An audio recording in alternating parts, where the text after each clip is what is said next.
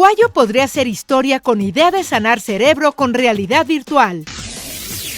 El plástico altera el olfato de las aves marinas, señala investigación de la Universidad de California. La UNAM y la Universidad de Arizona construirán megatelescopio en Baja California, México. Plasticidad neuronal, crucial para sobrevivir, asegura científico mexicano. Y les recomendamos no perder detalle de las cápsulas que les presentaremos en esta emisión, realizadas por el Instituto de Energías Renovables y el Instituto Morelense de Radio y Televisión. Es un gusto darles la bienvenida a Horizonte Iberoamericano Ciencia y Tecnología, el espacio informativo del ILCE dedicado a presentarles todo lo que sucede en Iberoamérica sobre estos temas. Acompáñenos los próximos 30 minutos porque tenemos mucha información que presentarles al respecto. ¡Iniciamos! Además de su uso como entretenimiento, la realidad virtual es una tecnología que podría ser una alternativa médica para contribuir a la rehabilitación de ciertos padecimientos. Como lo explica la siguiente nota. El técnico en electrónica uruguayo, Sergio Olivieri, diseñó un sistema para contribuir a la rehabilitación de personas con daño cerebral a través de la realidad virtual y se ubicó entre los 10 semifinalistas del concurso Una idea para cambiar la historia del canal History Channel.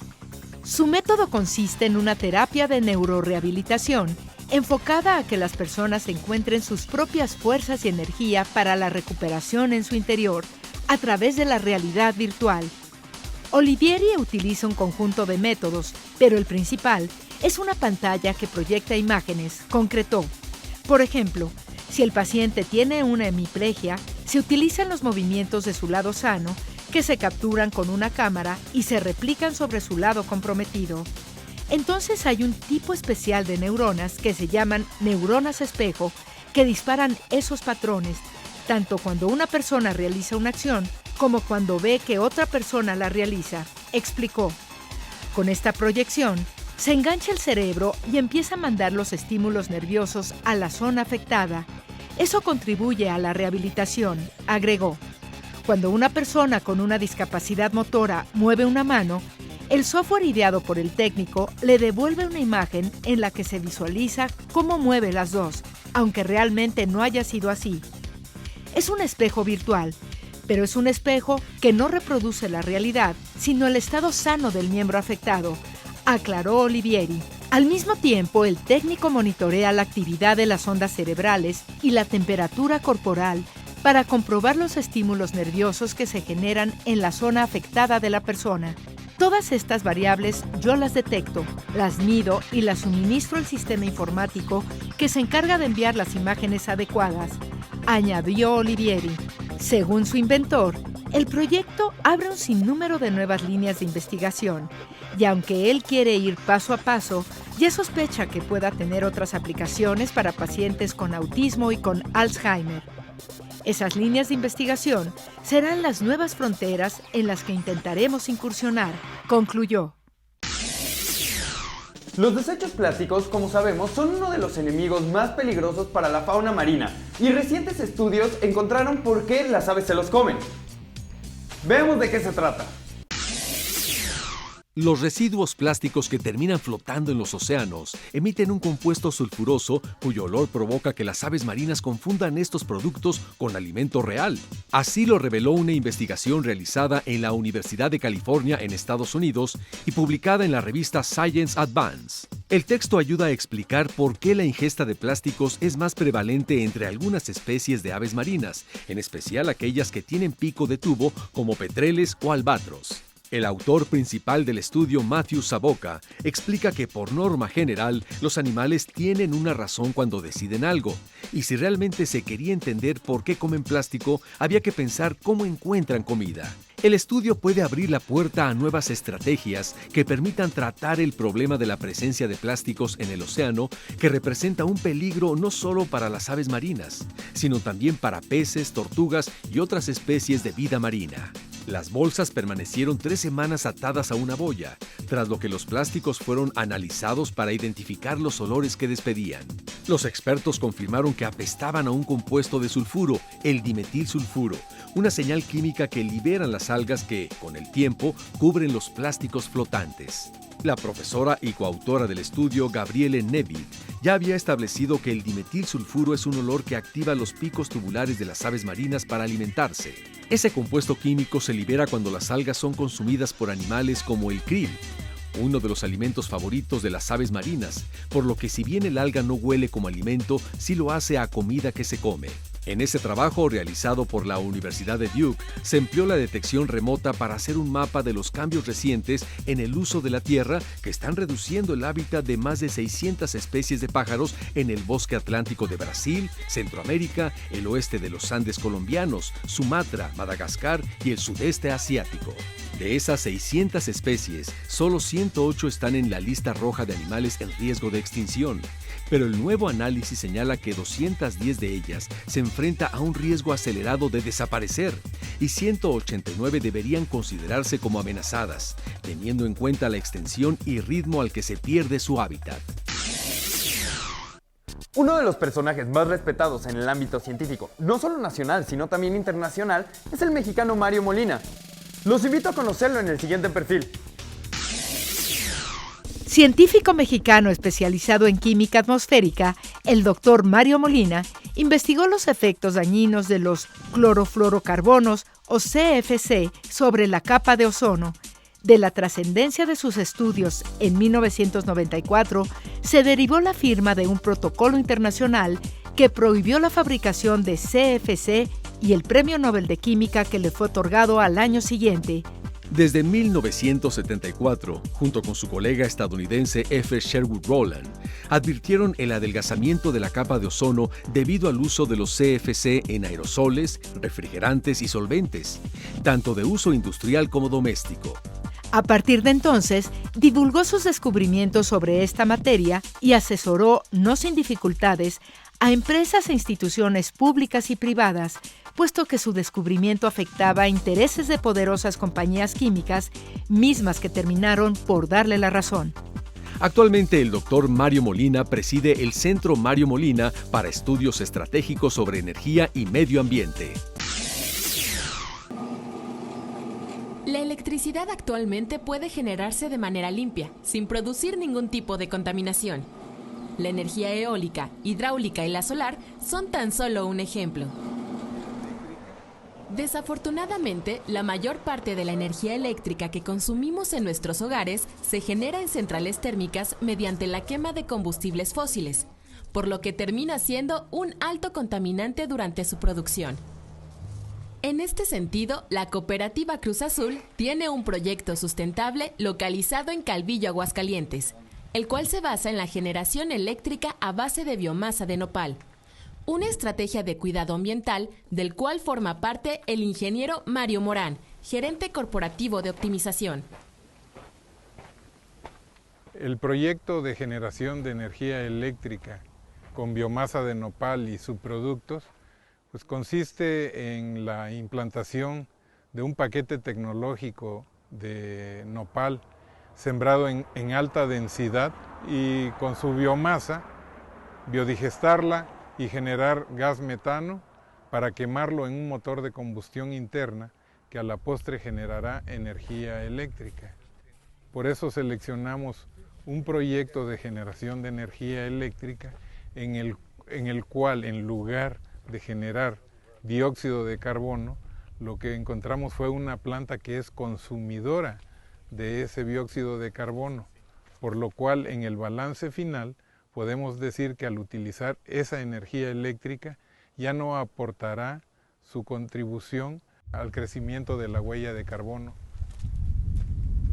El proceso inicia con la selección del terreno para cultivo. Posteriormente, se eligen las plantas madre, a partir de una variedad de hibridaciones de nopales formados en el INIFAP.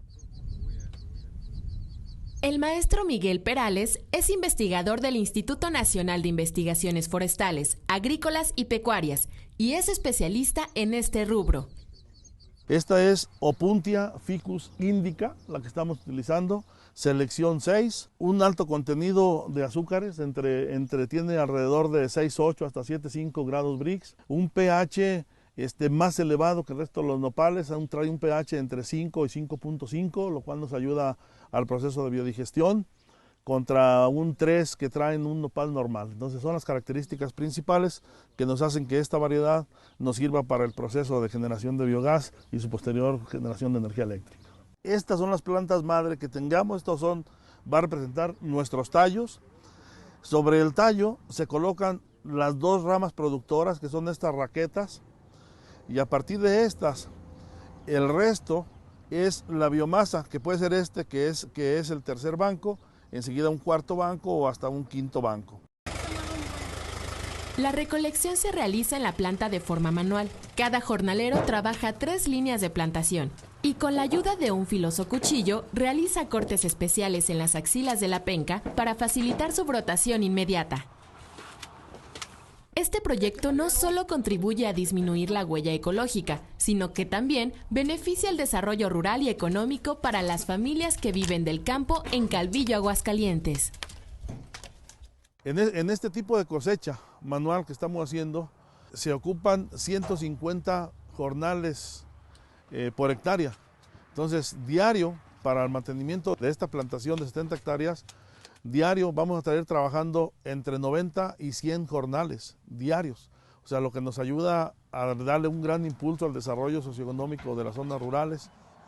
Una vez recolectados los nopales, estos son llevados a una planta en donde son triturados a través de una máquina capaz de pulverizar hasta 150 toneladas por día.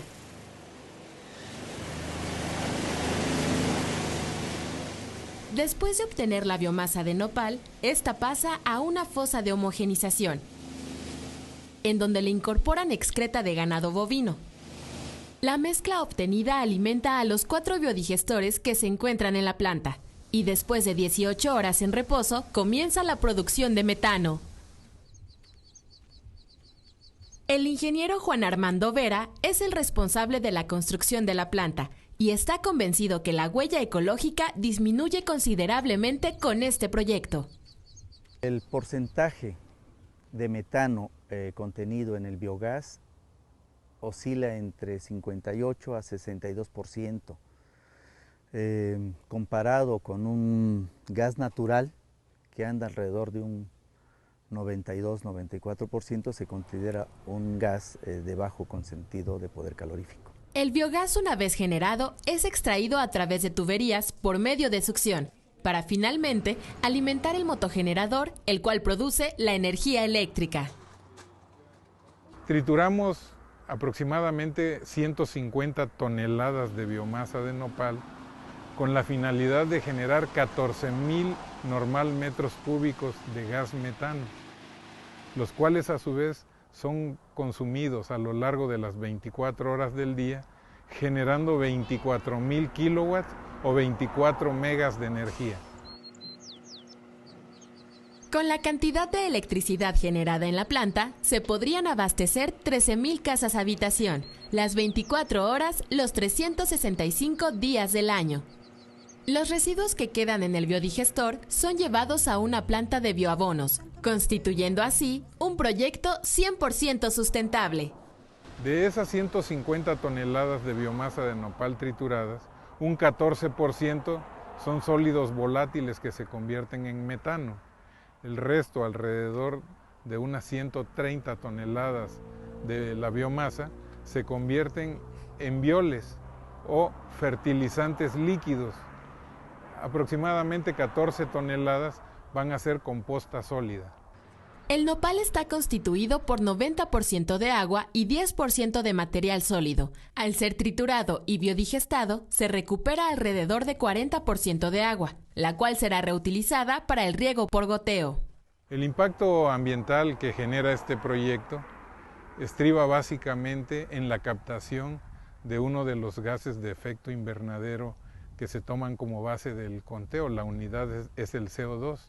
En nuestro caso, el proyecto será captador de hasta 450 toneladas de CO2 equivalente por hectárea de nopal sembrado. El ingeniero Juan Oviedo es director de producción y está satisfecho de participar en un proyecto sustentable como este, donde los beneficios para la sociedad y para el medio ambiente son notables. Estamos en el protocolo de Kioto de las Naciones Unidas y ya tenemos 11 años de estar sacando lo de empresas socialmente responsables. Por eso es otro de los motivos que cada año tenemos que presentar algo innovador. Pero yo creo que lo más importante de todo esto es que yo escucho que por todos lados hablamos del medio ambiente, pero ¿qué hacemos por el medio ambiente? Entonces yo creo que es el momento de ocuparnos por el cuidado del medio ambiente.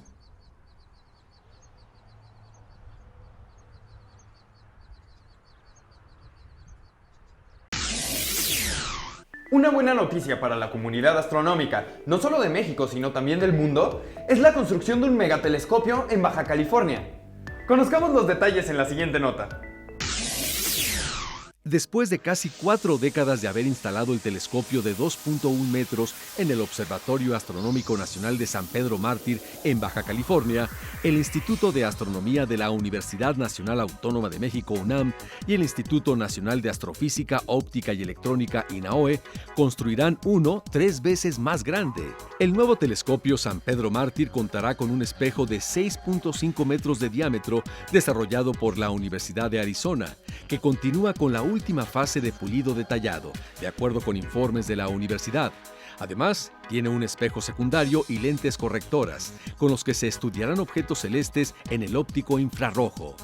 En este proyecto participan la Universidad de Arizona y el Smithsonian Astrophysical Observatory, SAO, que opera el telescopio de espejos múltiples en Monte Hopkins, Arizona, por lo que la nueva instalación funcionará como un laboratorio binacional México-Estados Unidos que se complementará científica y tecnológicamente.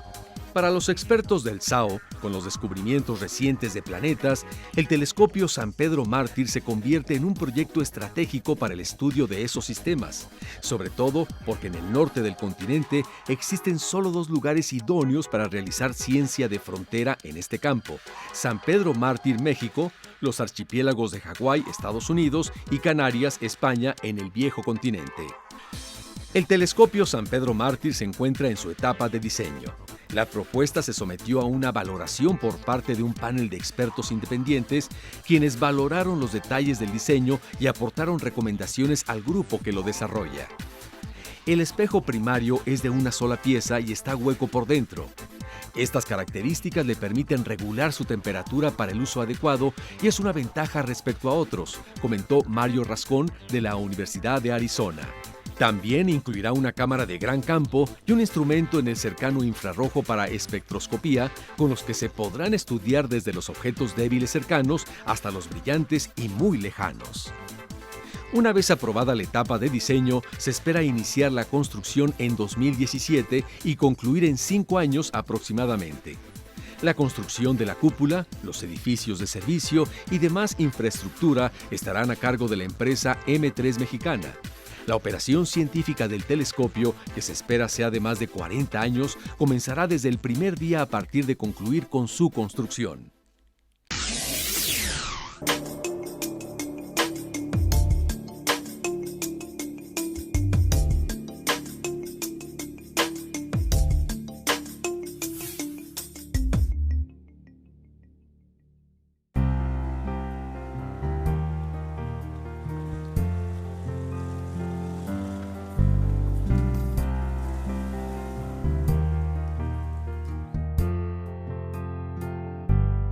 Mi nombre es Claudia Martínez, soy investigadora del Instituto de Biotecnología.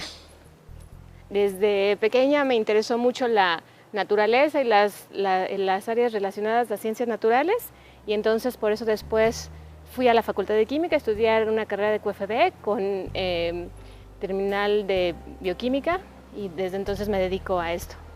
Después de hacer la carrera en bioquímica en QFB, hice una maestría en la misma Facultad de Química de la UNAM, y después fui a hacer un doctorado en la Universidad de Sheffield, en Inglaterra, en el laboratorio de ingeniería de proteínas, al que ahora pertenezco.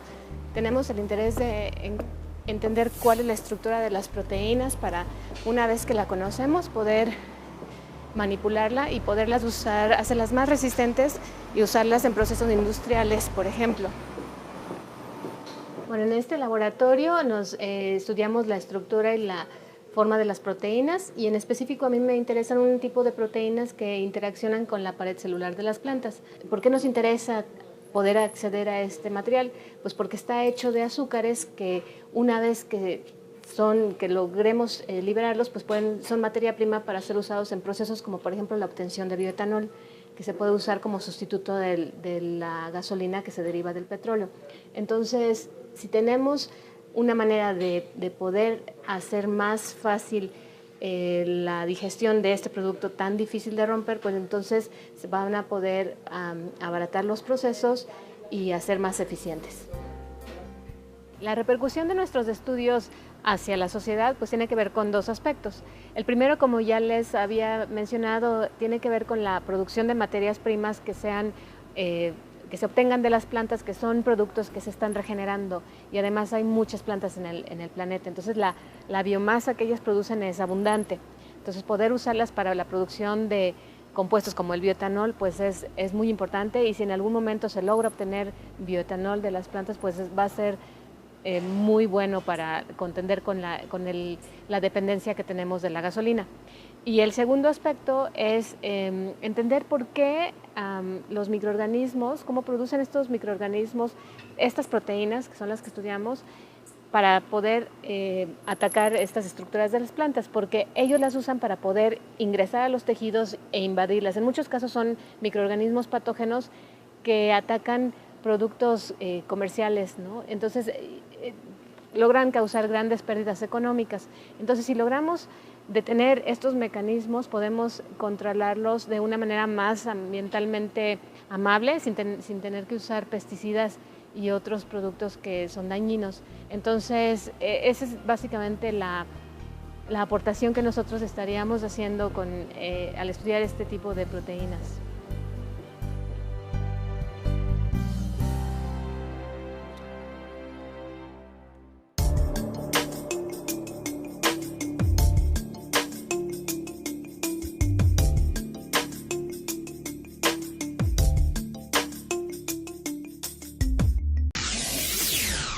Quizá no muchos hayamos escuchado el término plasticidad neuronal, pero estudios recientes realizados en México concluyen que se trata de una capacidad esencial para sobrevivir. Veamos en qué consiste. Recientes investigaciones realizadas por la Universidad Nacional Autónoma de México, UNAM, demostraron que los humanos requerimos un cerebro dinámico, flexible, eficaz, eficiente y adaptable a los cambios del ambiente, no solo para realizar nuestras actividades diarias, sino también para sobrevivir. A esta capacidad se le llama plasticidad neuronal y se refiere a la habilidad que tiene el sistema nervioso para cambiar adaptativamente su organización estructural y funcionar ante estímulos dados por el entorno. El profesor de la Facultad de Psicología de la UNAM, César Casasola Castro, señaló que en la vida cotidiana este proceso se aprecia cuando alguien cambia su domicilio y debe familiarizarse con una nueva ubicación, rutas de transporte y sitios aledaños como el supermercado, gasolineras o consultorios médicos. No obstante, también entra en acción ante una lesión por enfermedad cerebrovascular, infarto isquémico, trombosis, embolia, tumor o traumatismo cráneoencefálico, entre otras.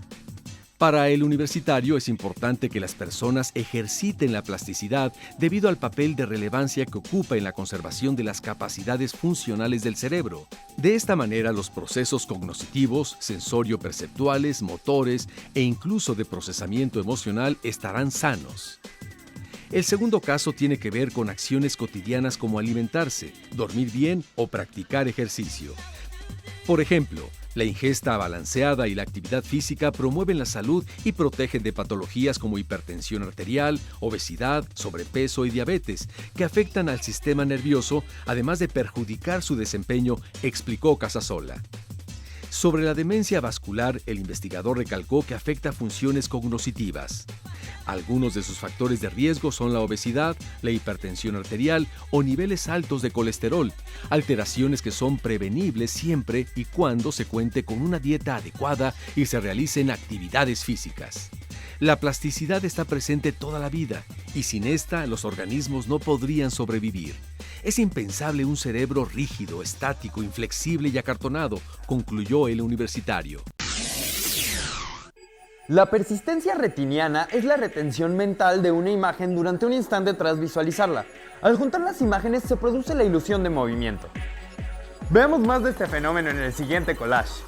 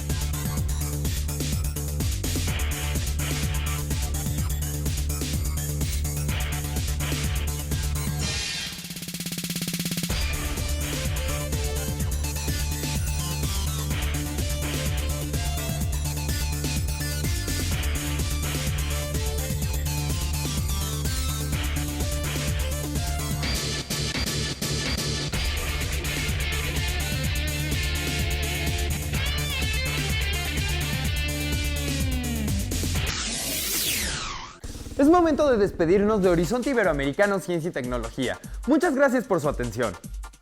Los invitamos a que visiten nuestras redes sociales que aparecen en nuestra pantalla o si no, nos pueden enviar un correo electrónico a horizonteiberoamericano@irce.edu.mx para que nos envíen sus comentarios, sugerencias y opiniones. Y los esperamos en la siguiente emisión. Se despide de ustedes Emanuel Cacho. Hasta la próxima.